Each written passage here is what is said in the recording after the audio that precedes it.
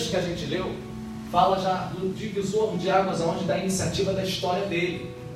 Moisés, no capítulo de número 1 do livro do Êxodo, vai contar que se levanta um novo faraó do povo egípcio, e que esse faraó não conhecia a história de José. Não conhecia a história de José. Ele vai planejar na sua cabeça algo maquiavélico e diabólico. E o que é que ele vai planejar?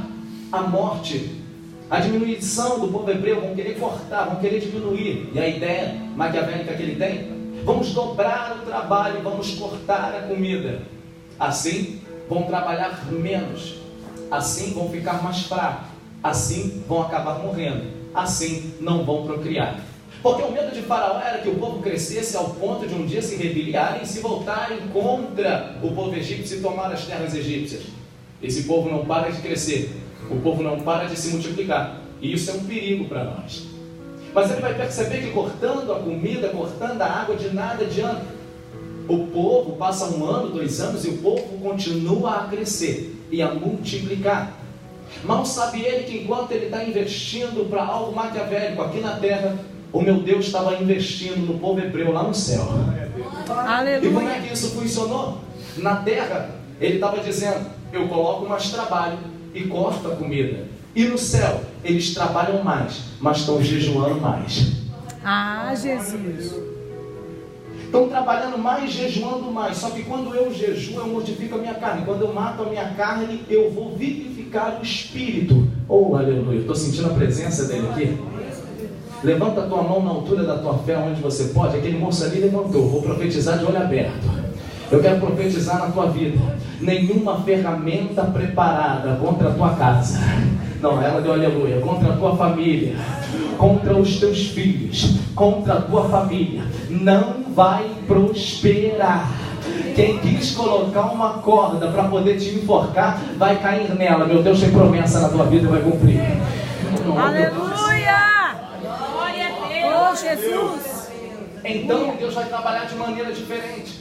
Ele vai investir no investimento de Faraó. Faraó, você não vai matar o meu povo, você vai preparar o meu povo. E aquilo que não mata, me fortalece. Se não matou, está fortalecendo o povo. E eu estou recebendo uma notícia da parte do céu. Tem milagre chegando aí no meio dessa escassez. Oh, aleluia. Aí, ele vai perceber que o povo não para de crescer e se multiplica. Não para de crescer, não para de multiplicar. Vamos ter uma segunda ideia. A segunda ideia que ele tem é de pegar todos os filhos hebreus do sexo masculino e matar. Eu quero aqui 2 parteiras, e vão reunir o cenáculo vários egípcios e 2 parteiras, e vão dar as seguintes ordens. Eu quero que vocês agora vão trabalhar da maneira que vocês trabalham, vocês vão executar aquilo que vocês foram preparadas para executar, mas eu não quero que vocês dêem à luz a criança se for do sexo masculino. Se for menino, vocês irão tirar a vida da criança. Vão aniquilar com a vida da criança. Eu não sei como você vai fazer, se vai sufocar, se vai jogar no Rio Nilo, eu não sei o que você vai fazer, mas eu quero que acabe com a vida da criança. Eu não quero nenhum bebê menino vivo. A ideia de Faraó era que se matasse toda criança do sexo masculino, o povo pararia de se multiplicar, pararia de crescer, iria parar de granjear. Mas como Deus tem um plano na vida de um que ainda está para nascer, oh aleluia, nada disso vai adiantar. Porque aqui eu estou entendendo que Faraó está trabalhando como se fosse o diabo. E é assim que o diabo trabalha. Meu irmão, sabe como é que o diabo trabalha? É como o Faraó está trabalhando na vida dessas crianças. Faraó está querendo cortar a vida de uma criança que ainda não nasceu. Faraó está querendo destruir a vida de uma criança que ainda não cresceu. Faraó está querendo aniquilar com a vida de uma criança que ainda nem tem nome. Quer destruir o sonho de uma mãe que ainda nem pariu o seu filho.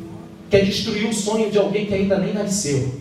O maior investimento do diabo é tentar tirar, é tentar abortar aquilo que nem chegou na tua vida. Oh, aleluia, estou sentindo a presença de Deus aqui. E Ele está mandando eu dizer para alguém que está aqui dentro nessa noite: não se preocupa, fica tranquilo. Eu vou preparar um sorriso para essa noite que você está passando aflito. Se a parteira vier, não te preocupa. O choro vai durar uma noite, mas a alegria vai vir pela manhã. A parteira vai voltar no mesmo pé que veio, porque ninguém é capaz capaz de destruir uma promessa que o meu Deus te fez. Não, não, Rudinéia levantou a mão para receber. Oh, aleluia, uma mão é pouca para quem acredita muito. Fica tranquilo, aquilo que os teus olhos não viram, não subiu no coração do homem, é o que eu tenho preparado para a tua casa, é o que eu tenho preparado para a tua família, é o que eu tenho preparado para o teu trabalho. Quem acredita nisso aqui, levante a tua mão na altura da tua fé, solta aquela palavra que o diabo odeia, que sai da tua boca. Jesus, olha.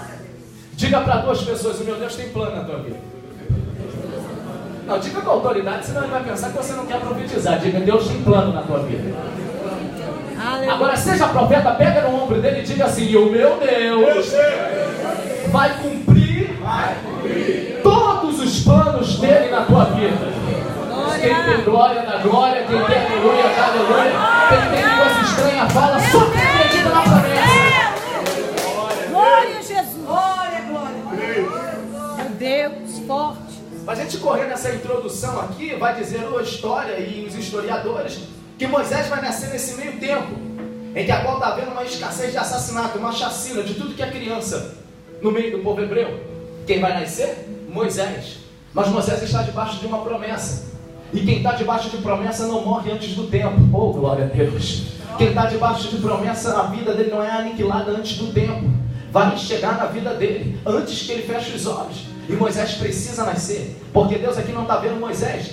Deus aqui está vendo milhões de pessoas no meio de um deserto sendo libertas e as promessas dele se cumprindo. Moisés precisa nascer. Moisés nascendo, Deus agora dá o livramento. O menino fica ocultado durante 3 meses. Não pode chorar. Quando chora, a mãe coloca em seu rosto um pano para que ninguém escute o choro da criança. Vão colocar ele numa bolsa interna. Segundo os exegetas, vão colocar dentro de uma bolsa interna na parte de cima da tenda e esconder o corpo do menino. Quando os soldados entravam e reviravam e procuravam, não encontravam o menino. Eu fiquei sabendo que aqui tem uma criança e que ela andou chorando, e eu quero saber onde ela está. E procurava, mas não encontrava. E aqui vai uma revelação de Deus para a tua vida. Oh, aleluia. Sabe por que ainda não te destruíram? Sabe por que ainda não chegou no final? Porque enquanto o diabo estava procurando embaixo, meu Deus te guardava em cima. Meu Deus do céu, estou toda arrepiada aqui com essa palavra, estou pegando para a minha vida. Enquanto alguém te procurava por baixo, o meu Deus disse: eu sempre te guardei em cima. Entrava, mas não achava criança. E aí as parteras hebreias voltam decepcionadas, e Faraó vai dizer: por que não aniquilou com a vida das crianças? E sabe o que elas vão dizer? Ah, grande Faraó, as mulheres hebreias são muito mais poderosas e fortes do que as mulheres egípcias. Glória a Deus. Oh, aleluia. Glória a Deus. O povo hebreu é muito mais forte do que o povo egípcio. E por quê? Porque é que elas são mais fortes do que nós. As hebreias vão dizer: porque elas não dependem de ajuda. Quando nós chegamos para fazer o parto e realizar o trabalho, já se ouvia choro de criança do lado de fora da tenda. Glória a Deus. Jesus. Jesus. Tayana está querendo dizer o que para a minha vida essa noite? Você não vai ser dependente do homem para o teu milagre nascer e ser gerado dentro de você. Você não é dependente de homem para o teu milagre nascer ou alguém ajudar ele a nascer. Não, você é dependente de Deus. Você é dependente de Deus. E quem é dependente de Deus, todas as coisas cooperam para aqueles que amam a Deus. Não, olha, eu vou profetizar de olho aberto, porque eu estou sentindo a presença desse Deus aqui dentro. Oh, aleluia. Quando o plano é de Deus, Satanás não pega. Quando o plano é de Deus, Satanás não rouba. Quando o plano é de Deus, Deus realiza. Alguém não queria, alguém não quis, alguém não aceitou, mas meu Deus está dizendo: aquele que habita no esconderijo do Altíssimo, na sombra do Onipotente descansará. Ei, vai descansar, vai descansar, vai descansar. Jesus, glória a Deus. Nenhum mal vai chegar na tua tenda. Praga alguma vai te alcançar. Seta do meio-dia não vai te destruir. Verdade. Se vier 1000 cai de um lado, 10.000 do outro, mas você não é atingido. Aleluia, estou tomando posse. Fala para 2 crentes, você está protegido. Diga para ele com autoridade, você está protegido. Diga para ele, Deus está na tua casa. Oh glória, Deus está na tua vida. Deus está na tua família. Queira o diabo ou não, a promessa ainda está de pé.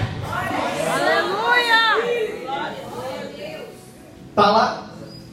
O menino então Joquebede acha melhor colocar dentro de um cesto e colocar no rio para que alguém pegue. A ideia dela era que alguns mercadores que passassem de barco, de embarcação, pegassem a criança.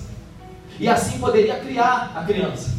Ela vai colocar na beira de juncos então o cesto todo betumado e a criança no lado de dentro do cesto e tampa com uma tampa.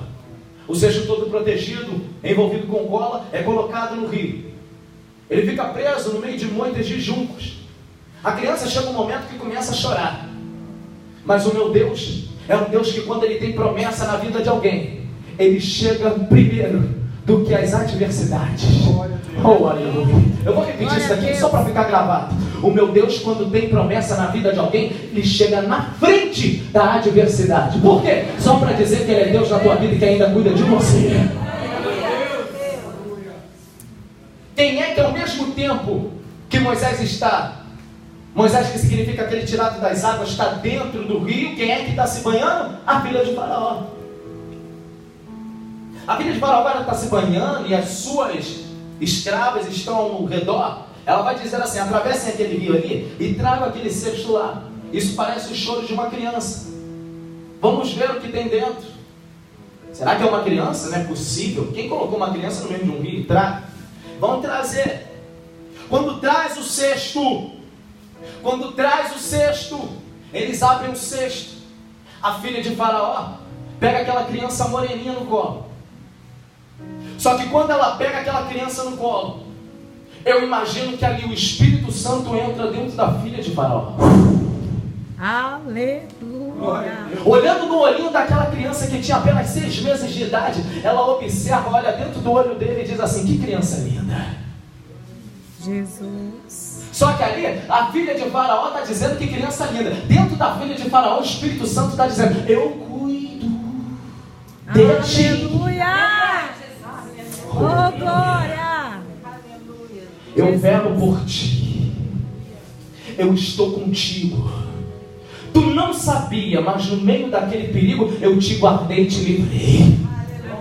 Aleluia. Ó, segurou a criança. Pastor, era Deus dizendo, sabe o quê? Eu vou inverter os planos de Faraó. Quem é que deu a lei que era para acabar com as crianças do povo hebreu do sexo masculino? Faraó. Quer dizer que então vai ter uma criança do sexo masculino